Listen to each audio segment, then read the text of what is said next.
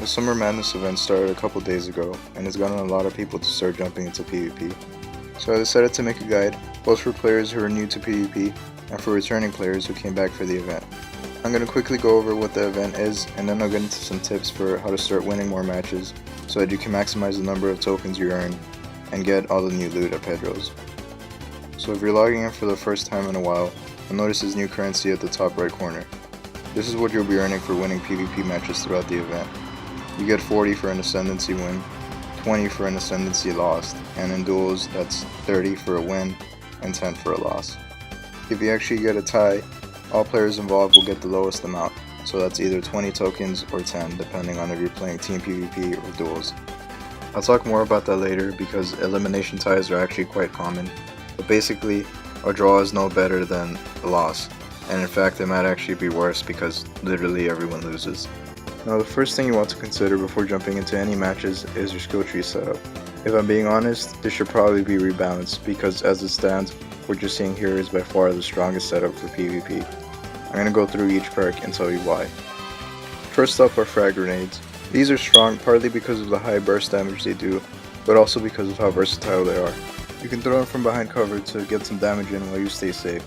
You can throw them at a bunched up group of enemies to weaken them up and set you up for a multi-kill. You can even throw them at the ground behind you as you run if you need to get an enemy off your back while you regain your health. You just have a lot of options with these. Next up is Ultra Reload. This one is important just because if you and your enemy run out of ammo at the same time, the person who reloads first is probably going to win that fight. It also helps when dealing with multiple enemies because, more often than not, you're not going to be able to kill more than one person without reloading. Sprint Reload is one that I consider a must-have because every time you run out of ammo with your weapon, it will automatically start reloading. Without Sprint Reload, that means you won't be able to sprint and you'll just become an easy target. Grease Lightning and Mega Movement are two that are nice to have, but they're not super noticeable. Fight for Your Life is another important one because if you start losing a gunfight, once you get down to critical health, you will get a huge damage boost and you might end up actually winning. Now AM Bomb. I personally don't use this one. I find its cooldown to be too long for it to be all that effective, but it can lead to some good plays and you might end up team wiping with it. You definitely have to know when to throw it though. Next up, Gunslinger. A pistol buff might not seem all that important, but sometimes pulling out your pistol instead of reloading your primary can save your life. Sentry Gun is another one that I don't normally use, but it works well as a distraction or for getting enemies off your back. Now Marksman. More accuracy means more shots landed. It's as simple as that. Deflector Skin is an active that almost everyone uses, and for good reason. Using it in the middle of a fight immediately puts you at an advantage, and it's pretty much the only way you can survive an AM bomb. But like I said, almost everyone has it, so if you know your enemy's using it too, try baiting them into using it first. That way, theirs will run out before yours, and then you'll be at an advantage. Next up, Super Health, one of the most important ones. More health is just more survivability, and one of the benefits of the survival tree is that you only need 3 points to get the most beneficial perks from it. Auto Heal Boost is similarly important. It lets you recover from fights faster so that you're not left weak if another enemy attacks you immediately after a fight. And in duels, it lets you recover faster if you're starting to lose a fight and decide to back away. Now that you're familiar with the skill tree, we can get to talking about gear. It's all going to be quite similar to what you will want to use for PvE. For shoulders, you'll still want max crit, especially because the other two perks won't help you at all in PvP. For gloves, you want 8% damage to whatever primary weapon you use. And if you get lucky, you might get gloves like this where you can get 8% damage for your primary and secondary. If you don't have any damage gloves, crit damage isn't that bad of a choice. For chest pieces, you pretty much want to go with as much health as possible. The other two perks, while useful, aren't nearly as valuable as extra health. For legs, you generally want to go with 15% crit and then as high of a magazine size boost as you can get for your primary. You have a little bit of flexibility with boots. You'll want 15% crit, and then you can either go for explosions resist or cooldown speed. It depends on which you want more, either not dying to explosives and grenades or having your skills faster. Now for weapons, even though there are some that definitely stand above the others, this is the one part of your loadout where you probably have the most freedom. If you're an SMG user, you've got the Kira, the Plasma Blaster, the Pyro Spirit, I realize these SMGs aren't exactly easy to get, but I'm sure there are also a couple of epics that are just as good. I just don't use SMGs very much, so I wouldn't know. For rifles, you have quite a few options. Either of the two legendary rifles should work, but I'd say the Nico Stopper is probably stronger than Embera. You've also got the Shadow, the Skull Blaster, the Angry Hornet, which is pretty much a copy of the Skull Blaster with a different model, and as well as a few other epics that are just as good, such as Tyrell. Even the Event Auto Rifle isn't half bad, so I'd say just experiment until you find a weapon you like. There's also shotguns such as the Fury Genie and the Ad Volta, which are quite strong.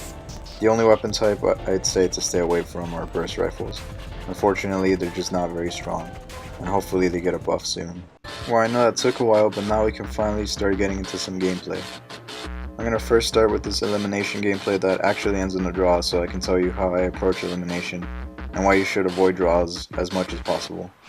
Now, the main thing to keep in mind about elimination is that both teams have only 8 respawns, so you want the enemy team to use up their respawns before your team does.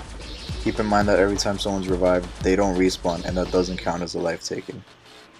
Now here you'll notice that my teammate died, but I don't go for the revive because I know there's 2 people there and that it's unsafe. I'll probably end up dying, costing our team 2 respawns instead of 1. Here I kill one of them, but I don't check for his teammate.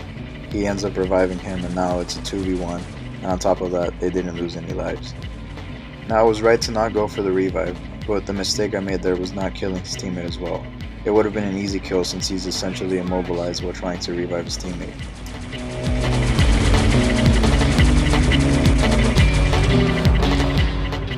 Here I should have known to run away when my team was so far away and there were this many enemies. At this point I notice our team is down by quite a bit and we need to start getting some kills. However, I don't notice that my team is in the middle of a fight and they end up all dying before I can get to them. I realize at this point that once my team spawns, we will have 0 spawns left, so essentially I have 1 life left here. I play it very safe, sticking close to cover, and at this point I'm basically just trying to buy time for my team to get here. I bait 2 of them into using their deflector skins and then I use mine. At this point I bought my team enough time and they get there and help me out. Since my team is here to cover me, it's now safe to grab this revive, and it's also worth it since I know my team won't be respawning from here on out.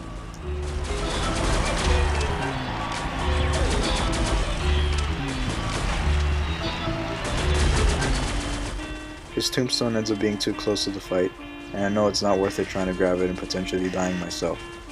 Unfortunately, I don't get the revive in time, and that teammate's out of the fight for now. Unfortunately, there seems to be a glitch with elimination mode, and if both teams have 0 respawns left at the end of the game, it will end in a tie even if we wipe out every single one of their teammates and we're still alive. I hope they fix this soon, but for the time being, try to have at least 1 respawn left for your team, otherwise it will end in a draw, which is basically a loss. For the Ascendancy gameplay, I'm going to show you a situation that is unfortunately far too common, as this is a glitch that MFG has still not been able to fix. We actually end up spawning in with only 3 of our teammates for this match. While the situation isn't ideal, it's not unwinnable.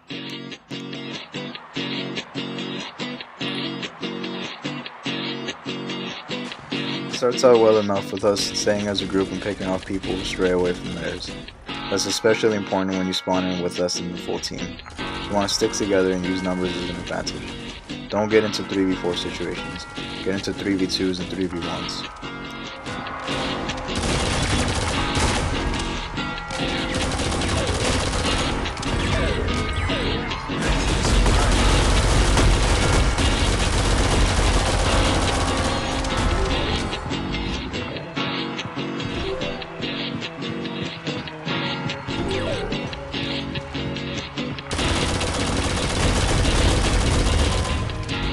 Here's where I first mess up. I leave my 2 teammates to try and go get the support ammo.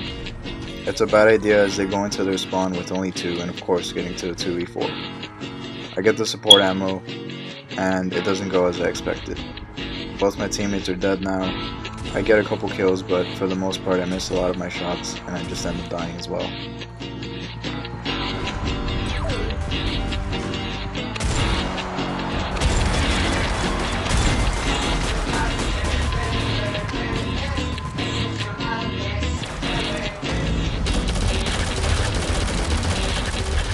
at this point one of the teammates just randomly disconnects, so this just turns into a regular 3v3 for the rest of the match.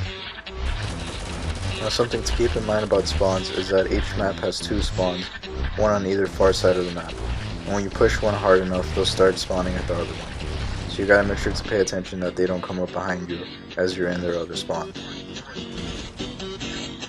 Here's a showcase of a good use of grenades. At this point I know they're going to start spawning on this side of the map, so I throw a grenade preemptively and someone walks into it. If you don't normally use grenades, I recommend trying them out on PvE just to get a feel for them, their arc, and how far you can throw them.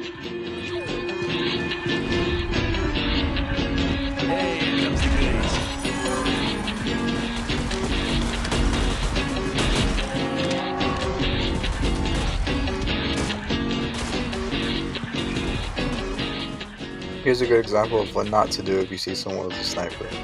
Don't run into the corner like that. You basically become unmissable.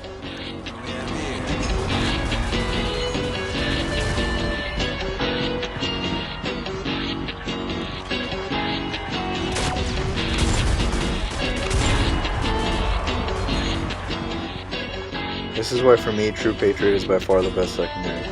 With any other secondary, I would have run out of ammo far before this.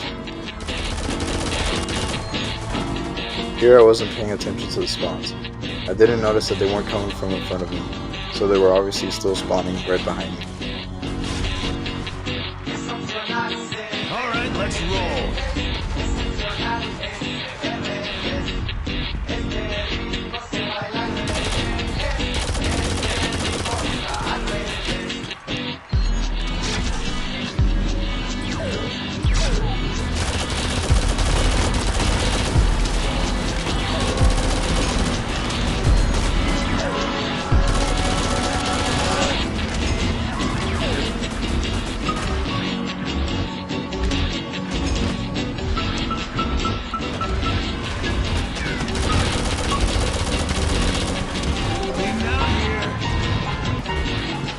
Notice what I'm doing here. I see that there's multiple enemies, so I don't charge in, and I stay next to cover until I know my team is nearby.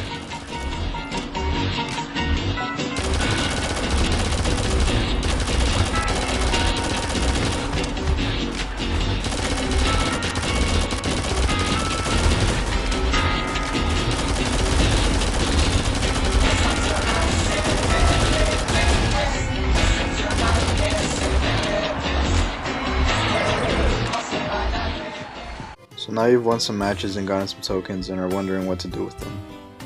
If you check Pedro's shop, he will have 1 new armor set and 3 new weapons for sale.